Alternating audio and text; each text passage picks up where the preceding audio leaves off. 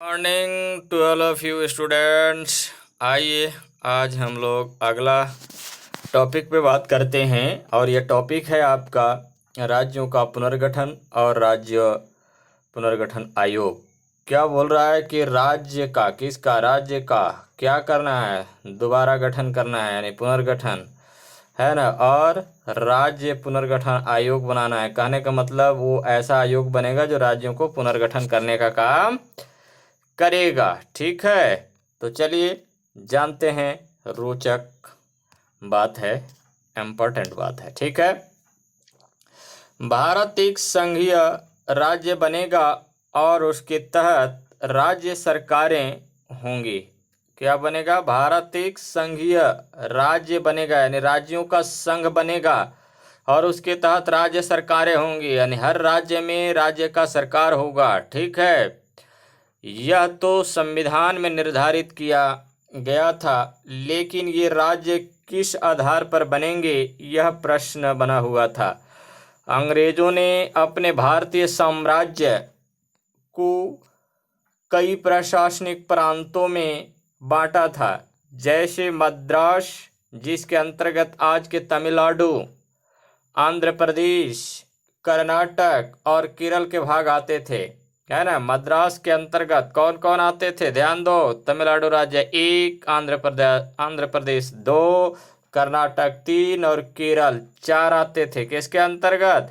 मद्रास के अंतर्गत। ठीक है, और मुंबई, जिसके अंदर मराठी, गुजराती, कन्नड़, कोंकणी आदि भाषाएं बोली जाती थी।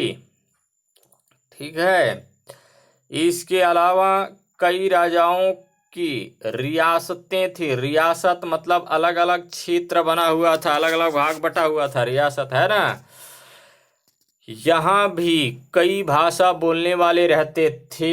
उदाहरण के लिए हैदराबाद के निजाम के राज्य में उर्दू बोली जाती थी, तेलुगु, मराठी, कन्नड़ भाषाएं बोली जाती थी। ठीक है, तो ये भाषा के आधार पर भी अलग अलग जो है राज्य बनने लगे थे, है ना।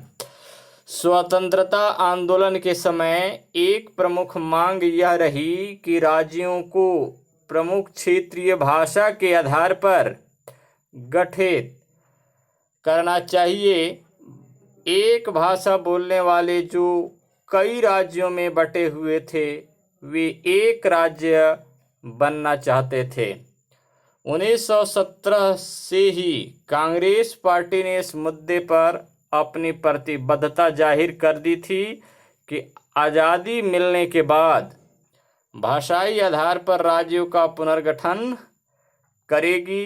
कांग्रेस की अपनी क्षेत्रीय इकाई भी भाषाई आधार पर ही गठित हुई थी, लेकिन स्वतंत्रता प्राप्ति के समय कांग्रेस नेताओं की सबसे प्रमुख चिंता देश को एक बनाए रखना था, क्योंकि उस समय देश धर्म के आधार पर विभाजन से गुजर रहा था।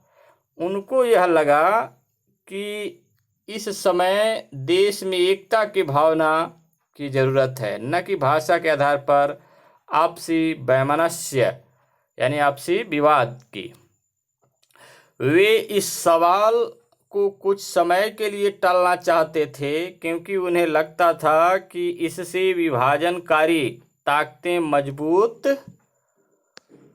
होगी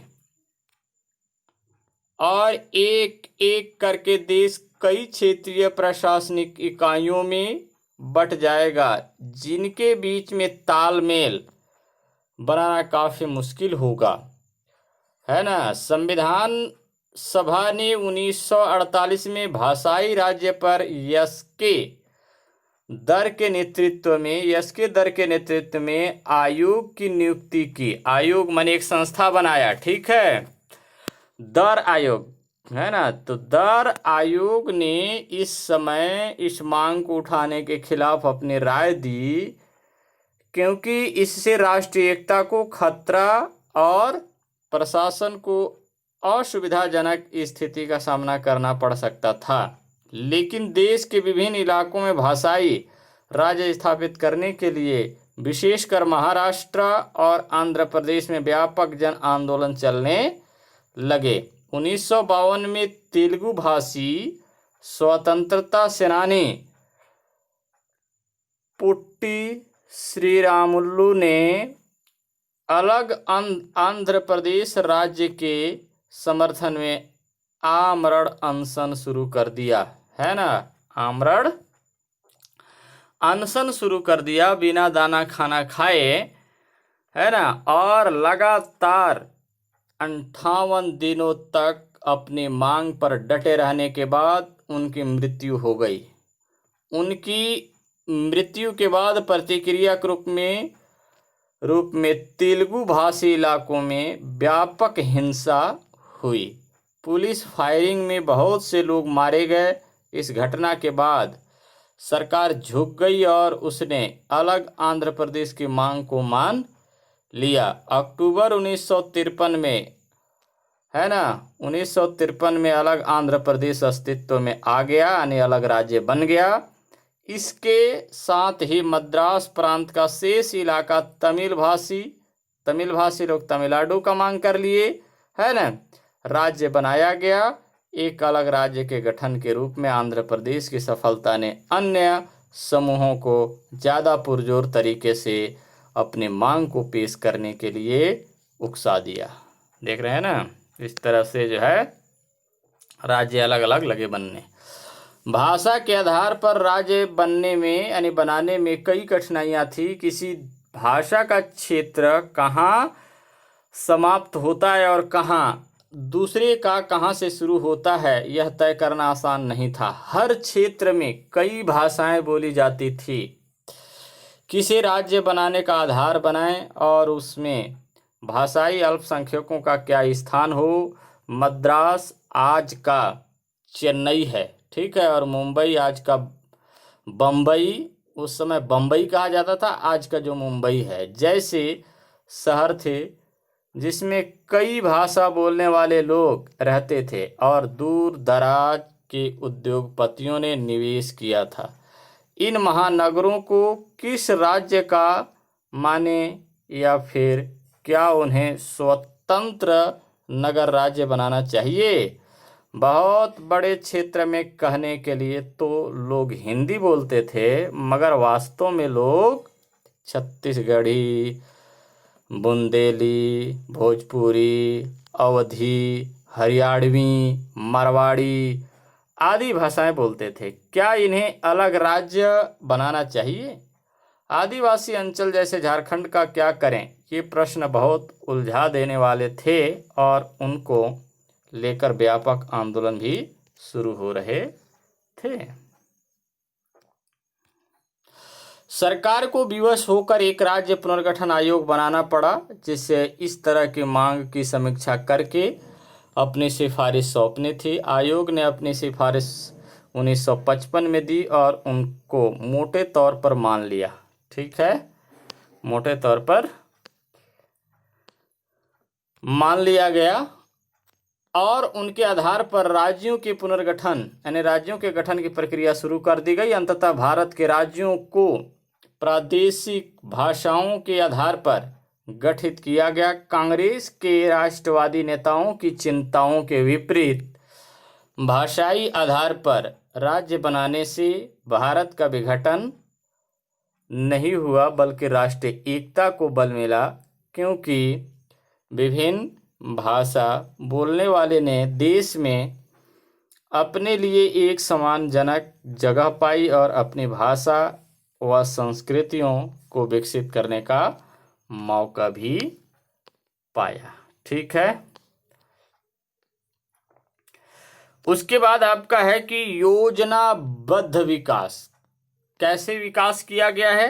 योजनाबद्ध तरीके से विकास किया गया है। आइए देखते हैं वो कैसे विकास किया गया। देखिए, नए संविधान के लागू होने के 2 महीने के भीतर ही योजना आयोग का गठन किया गया।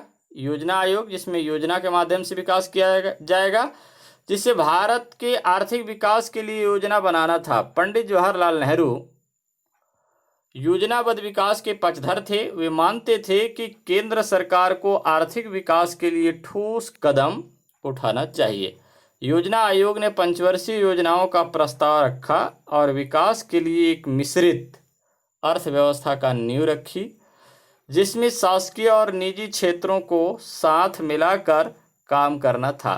पहली पंचवर्षीय योजना 1951 से 56 में कृषि के विकास पर जोर दिया गया कि कृषि कार्य खूब अच्छे से किया जाए, ताकि लोगों के पास कृषि कार्य होगा, फसल का उत्पादन होगा और लोग अच्छे से खा पी करके मौज मस्ती करते रहेंगे, है ना। और इसके लिए विशाल बांधों यानी बांध बनाया गया, बांधों और नहरों का निर्माण, ग्रामीण स्तर पर सामुदायिक विकास कार्यक्रम पर ध्यान केंद्रित किया गया। किंतु कृषि का विकास अपेक्षा से कम रहा, जिसके कई कारण थे। भूमि सुधार धीमी गति से हुआ। दूसरा महत्वपूर्ण उद्योगों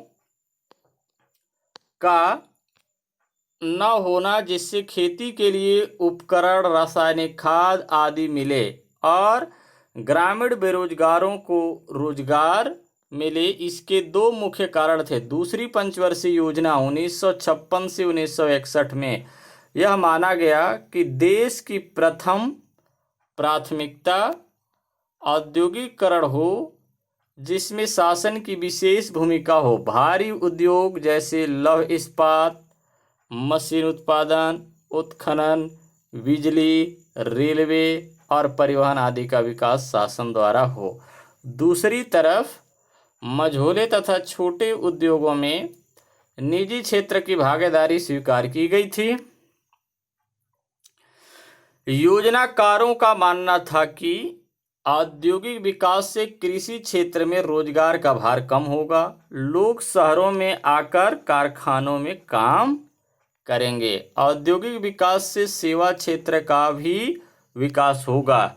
योजनाबद्ध औद्योगिक विकास से देश में औद्योगिकरण के लिए जरूरी बुनियादी तो बनी, मगर अपेक्षा अनुसार देश में गरीबी दूर नहीं हो पाई। इस कारण 1970 के दशक से देश में गरीबी उन्मूलन यानी गरीबी खत्म करो और रोजगार के अवसर बढ़ाने के लिए विशेष कार्यक्रम शुरू किए गए, है ना। विशेष कार्यक्रम शुरू किए गए। इस बात के बारे में आप अर्थशास्त्र के अध्याय में और विस्तार से जानेंगे जब हम लोग अध्याय अर्थशास्त्र में पहुंचेंगे तब। इस प्रकार हम देख सकते हैं कि स्वतंत्र भारत में शासन ने न केवल एक लोकतांत्रिक और केंद्रीकृत राज्य का निर्माण किया, बल्कि साथ साथ सामाजिक बदलाव और आर्थिक विकास का बीड़ा भी उठाया। इन प्रयासों ने हमारे देश के राजनीतिक एवं शासकीय ढांचे पर भी गहरा प्रभाव पड़ा। ठीक है, तो इस तरह से हम लोग आज यहीं तक रखते हैं।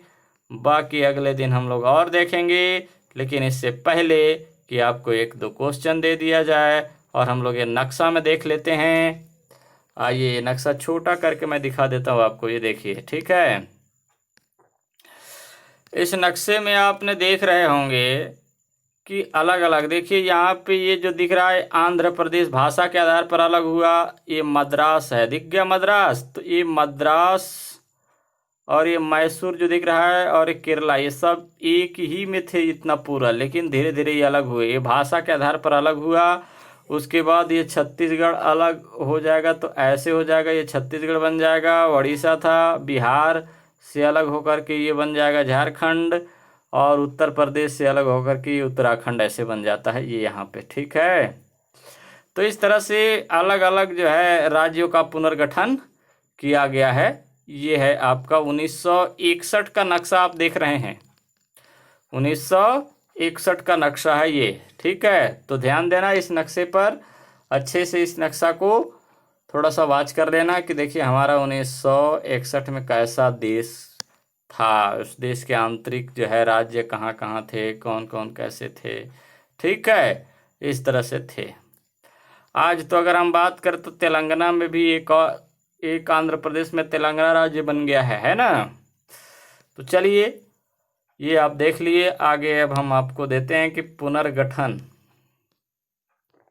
ठीक है, क्वेश्चन आप लिखिए, राज्यों का पुनर्गठन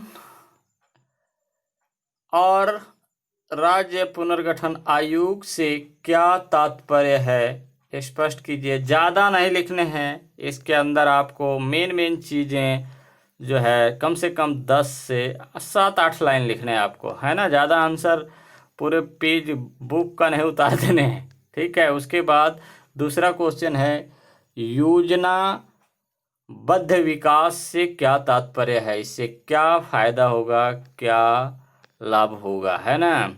तो चलिए बच्चों, आज हम यहीं तक रखते हैं, बाकी अगले दिन फिर बात करेंगे, ठीक है। धन्यवाद।